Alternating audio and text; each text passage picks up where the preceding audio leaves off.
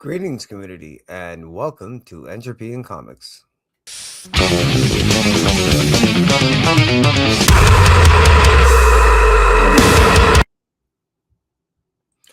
I'm your host, Kevin, and I appreciate you tuning in. This is Kevin's most anticipated reads tomorrow for New Comic Book Day for 2026.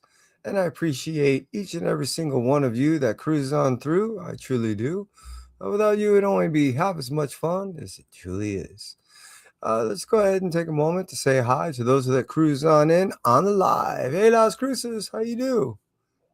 Hope you're all well. I appreciate you tuning on in. And let's go ahead and appreciate you, buddy. And jumping on into Vault.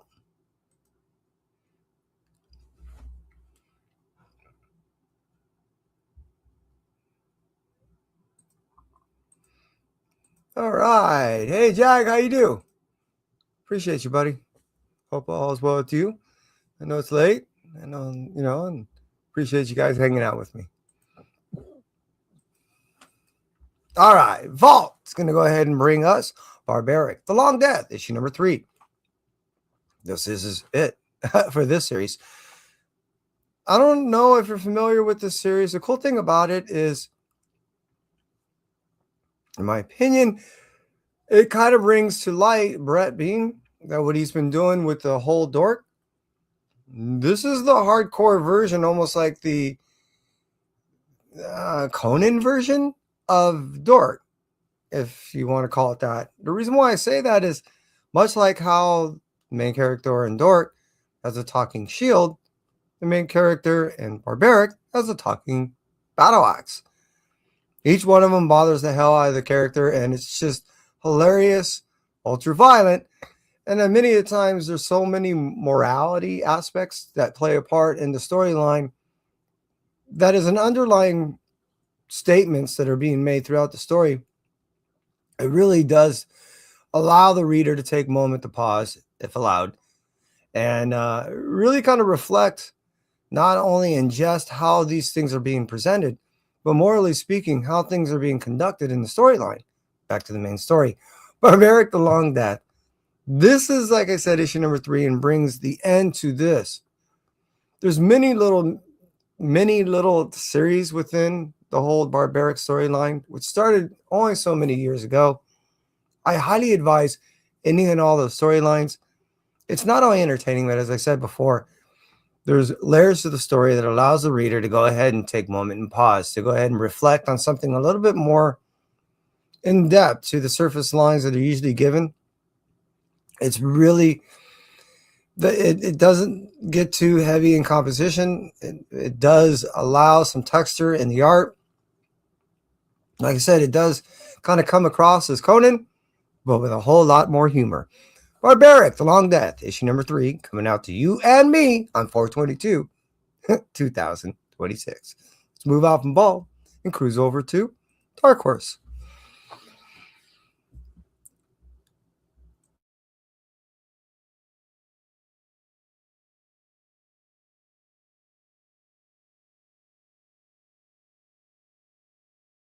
Excuse me there for a moment. All right, Dark Horse are going to give us Usagi Yojimbo Kaito, 84, issue number 2. All right, this is where we get into, I've yet to read issue number 1 or the actual issue before. However, that's stated. If you are remotely interested in the Usagi Yojimbo story and you're going, what the hell is that? A story about a bodyguard rabbit in a feudal Japan era that brings upon a lot of story of folklore mixed with contemporary kind of storylines, but definitely gives a lot of folk in the art and storytelling delivered by Stan Sakai. I've been a fan ever since the 80s when this rabbit came out to be. I can't get enough. So how we get to year 2026, and what I mean by that is now we have so many more characters involved in the storyline of Usagi that even though we're getting a throwback storyline, these are all new stories. So Usagi Yojimbo Kaito, issue number 2 of 84, in the sense of kind of a take on time era, is something that I'm not only enjoying to look forward to, meaning because I've yet to read issue number 1, but being that these are new stories, I'm just dying to read them. I really am. I love Usagi, and being that we're getting new storylines with more characters, it just not only expands the universe that I thoroughly enjoy, but diversifies it that much more too. Just saying.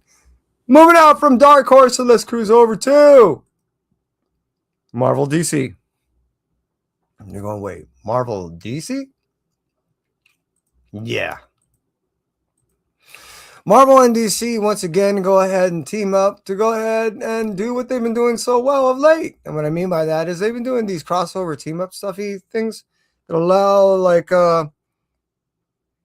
anthology storylines. I think they've been giving us 5 in each one of these extra large biggie books. I do have a cover A coming at the same point. I wanted to go ahead and get the cover, the blank covers. I like getting blanks not only because I'm hoping to run into certain artists, being that it's Free Comic Book Day coming up pretty soon, but I also like to come up with my own ideas of some crossover, some idea of how I like to look or how I envision certain things to be. When it comes to this one, I do have an idea that I want to go ahead and ask a couple people to do some work on. Can't wait to show that to not only you, but hopefully the individuals that do the work on it will go ahead and get a kick out of it. Back to the story. I really been enjoying these crossovers, and now that they've been getting money on this stuff, and the readers have been enjoying it, it's been very positive reviews. I'm looking forward to this one. This was probably 3, maybe 4 on the top of the list of the ones that I'm looking into. I'll probably end up jumping into this as far as the 3rd read. That stated, I'm not trying to play favorites as much as I am anticipating certain stories by certain individuals. And when you get these crossovers, people are known they're doing DC stuff, playing with Marvel characters, or vice versa. It's just pure awesomeness for us, the reader, who we thoroughly get to enjoy things that sometimes, because of the contracts that these individuals get to sign, they're locked in on stuff that they don't get to play with. This is all play. Again, Marvel DC, keep doing what you're doing. Spider-Man, Superman, issue number 1 coming out in 4/22/2026. Move out from that. Let's talk about Amazing Spider-Man 27. Where am I? There we go. 9 of 9 of the Death Spiral series. Yeah, I doubled up, didn't I? Did I do that on purpose? Absolutely. We get this, look. The whole hybrid thing, Carnage, Spider-Man, Carnage Man, Spinage. I don't know what you want to call them. We got a good page. What was that from Venom 257? My brain hurts. 8 of the Death Spiral stuff. And it's so cool because this is all right. I only splash page to see what happened on the last. I'm yet to catch up on a lot of this. I'm really digging on how the way, the momentum, the kineticness, the way this is having such true visceral graphical true circumstances that it doesn't seem like certain people are coming back from. It reminds me of the 90s storyline when people were just taken out and they weren't coming back. So people were, that whole Carnage storyline with Venom and Spider-Man and all that whole torment stuff, it all feels like what I really thoroughly enjoyed when I was reading a lot of stuff in the 90s. This crossover is one of the better crossovers for me because it exceeded any and all expectations that I even have, which I try to keep those things at a minimum. This whole Death Spiral is not ended, even though we get to issue number 9 of 9 or part 9 of 9. It will extend. Free Comic Book Day is only like another launching pad to another segment of this. If you are even remotely interested, I highly recommend. And it doesn't, like I said, stop here. The storyline's going on. We're getting identities on to an extent of certain characters that have been main storyline characters throughout this whole Torment series. Yeah, I can't wait to get into this. I truly, it almost made my anticipated read. There's so many good books on here, but I'm just saying, Amazing Spider-Man issue number 27 is boom, up there. Moving out from that, let's talk about Amazing Spider-Man, Spider-Versity issue number 1. Now, this is definitely up there for me because I've really been digging everything that Jordan Morris has been writing of late. And now that he's doing characters that I'm a massive Spider-Boy fan, Spider-Girl, how they're doing all these school stuff, which started out with, obviously, with Strange Academy. For me, this one works too. I got to talk to Jordan the other week, and this was one I've been looking forward to for quite some time. That stated, yeah, I am dying to get my hands on this one, but more so because no, I am not. This is not my most anticipated read, but I am looking forward to talking to Jordan again tomorrow, hopefully, if everything works out right at the Golden Apple Comics. And hopefully he'll sign my book. I get to talk to him a little bit more about this. But yeah, this is a book I've been looking forward to for about 4 months now since I've known about it. Amazing Spider-Man, Spider-Versity issue number 1, I believe 5, does tell a story with familiar characters and characters that you may just be familiar with. Put them in a setting that has been kind of almost cliche, the whole school thing. But I think it works from how it's being told. From what I've seen of it so far, I'm looking forward to jumping into this book.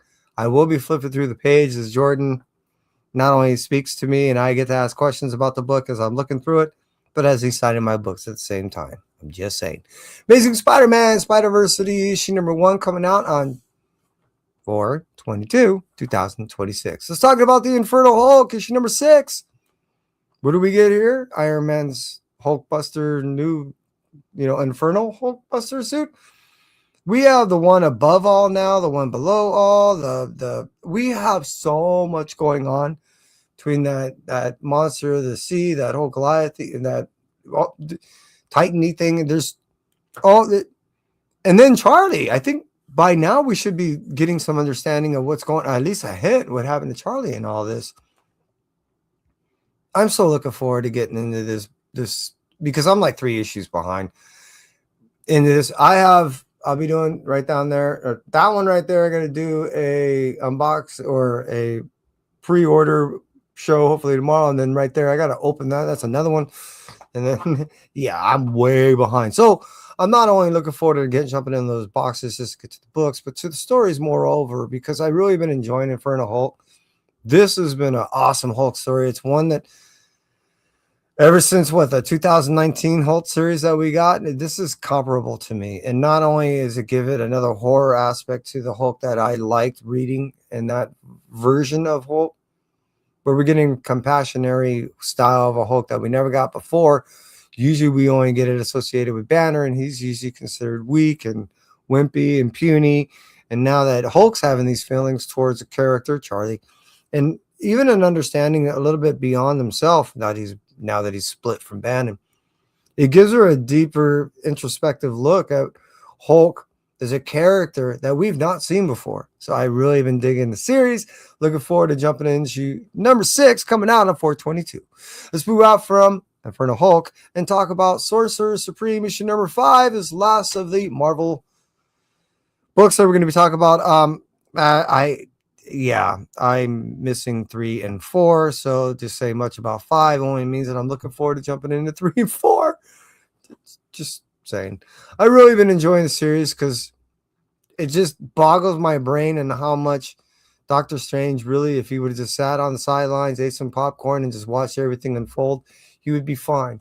But here now he is stuck way far away with Asgardian magic to do the most of his bidding, fighting with Angela to try to figure out a way to get back. And it just seems like every time he gets 2 steps closer, he's taking 10 steps back. So I really been finding it interesting to see what's been happening around him, and thus Sorcerer Supreme with Agatha and Scarlet Witch fighting over who's going to hold the title and why they believe they should hold it. Now having to essentially work together, I believe, in issue number 5. Yeah, it should be pretty cool. Just saying. Let's move on from Marvel and cruise over to Image.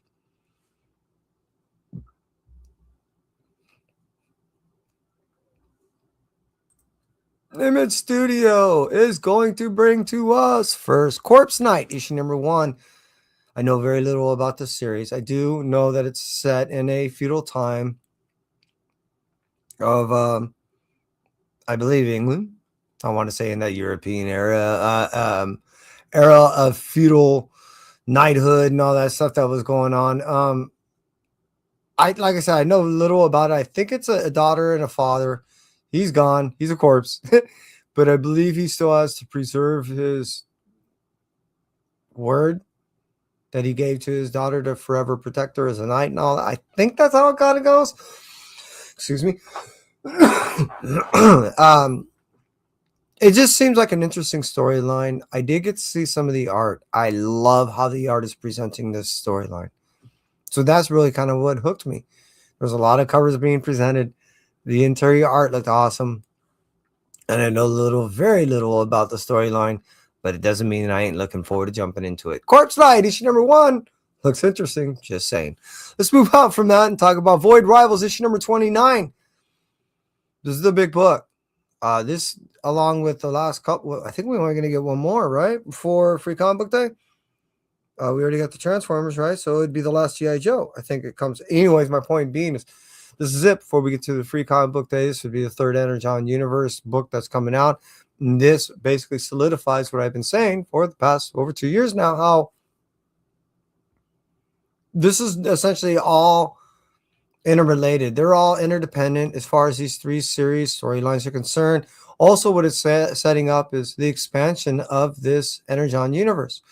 We've been only been receiving for quite some time now, a good 6 months, right? Only Void Rivals, G.I. Joe, and Transformers as the primary 3 to, again, not only show what the core of the storyline of this Energon universe is, but to now show how they're all interdependent upon one another, how they're essentially starting to cross over to one another, and show how this is the next phase to that storyline as they are expanding individual storylines and expanding on aspects of stories that were never touched upon. And Void Rivals is a prime example. We have a storyline that we never really got much of the space outside of the one that we only got with Cybertron. There's so much more story to tell beyond that, and that's what we're getting. So that's what we are going to expect after Free Comic Book Day with future books.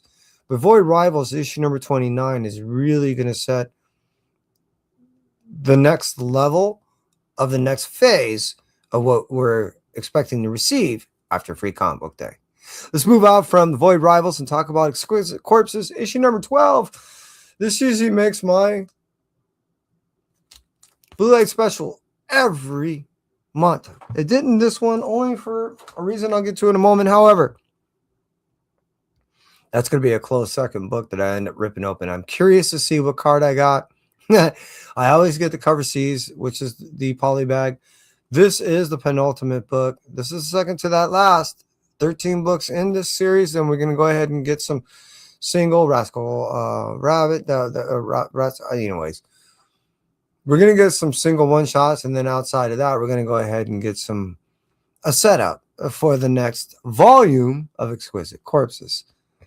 I'm looking forward to not only getting into that next aspect of it, but I definitely am looking forward to getting into issue 12 and 13 and finishing off the series to see who is that winner. Just saying. I've really been enjoying the series. I've really been hoping that it would not only get picked up, but I'm looking forward to hearing that it is getting produced. I want to hear that people are working on it. I'm looking forward to getting a phone call from a friend of mine and saying, hey, you're not going to believe what I'm working on. That's what I'm waiting for. Then I'll super get excited about not only, as I always do, reading the story, but see how it was translated onto the, films. Curious. Loving Exquisite Corpses, can't get enough, and I hope you have been too. Highly recommend this series, and if you're not already reading this thing, jump into that volume 1 through 6, get that trade, or hey, wait until they come out with both of them. Just, buy it all. Just saying. It's that good. It really is.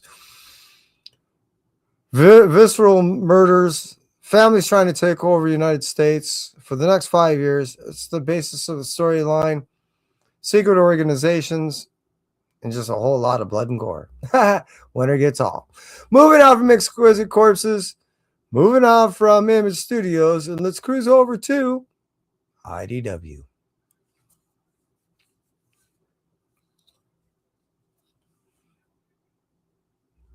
IDW. Boy, I'm a massive IDW fan, especially now that they've kind of rebranded themselves and doing what they're doing, especially with this series in particular.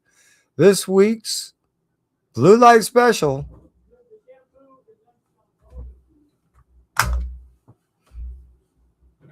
is Exquisite Corpses Infernal, issue number 1. I really dug the first series. Been looking forward to this second series ever since I finished the first one. The first one gives you an introduction of why they built the ship to do what they did, what the captain was thinking, what the engineers were thinking, what was going on during the ship when everything went to hell, literally. And then when it comes back and why it comes back. And I mean, are we really getting an angel of savior? Is this another angel in disguise? I mean, what is going? I'm curious because we've seen what was happening in the movie. I only guess what transpired in the beginning, which I guess pretty close as far as an interpretation of what I got. And I'm always was wondering what happened after. My understanding, that's what this is. Event Horizon Inferno is what we get after. I am so curious of where this hell leads. Does it come back to Earth? Are we living it now? I'm just saying. No, Event Horizon Inferno has been a book that I've been looking forward to for months, ever since I finished the original Event Horizon storyline, and I heard that they were going to do a second volume. This further expands on something that I really, truly love, is one of my all-time favorite sci-fi horrors. And I'm just looking forward to where it goes from here. For those of you that cruise on through on the live, I want to take a moment and thank you so much. I appreciate you, Las Cruces, Jag. You guys are awesome. And for those of you that cruise on through on the rewind, I appreciate you greatly. And that's it for me.